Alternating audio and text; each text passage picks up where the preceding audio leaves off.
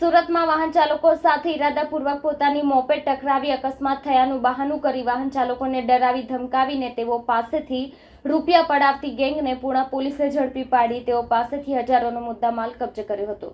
Surat police commissioner અને અધિક police commissioner sector 1 તથા નાયબ પોલીસ કમિશનર ઝોન 1 અને મદદનીશ પોલીસ કમિશનર બી ડિવિઝનની સૂચના મુજબ પૂણા પોલીસ મથકના પીઆઈ વીએમ દેસાઈના માર્ગદર્શન હેઠળ સર્વેલન્સ સ્ટાફના પીએસઆઈ વીસી મસાણી તથા પોલીસના માણસો પેટ્રોલિંગમાં હતા ત્યારે unarm head constable Dilip Kantibhai તથા અનાર્મ હેડ કોન્સ્ટેબલ દિનેશભાઈ ભાગવતભાઈની સંયુક્ત બાતમીના આધારે વાહન ચાલકો સાથે ઇરાદાપૂર્વક પોતાની મોપેડ ટકરાવી અકસ્માત થયાનું બહાનું આપી વાહન ચાલકોને ડરાવી ધમકાવીને રૂપિયા પડાવતી ગેંગના 3 સાગરીતો જેમાં લિંબાયત મીઠી ખાડી ખાતે રહેતા સજ્જત અલી હસન અલી સૈયદ, મીઠી ખાડી ખાતે રહેતા સાદિક શકુર શેખ અને લિંબાયત મીઠી ખાડી ખાતે આવેલ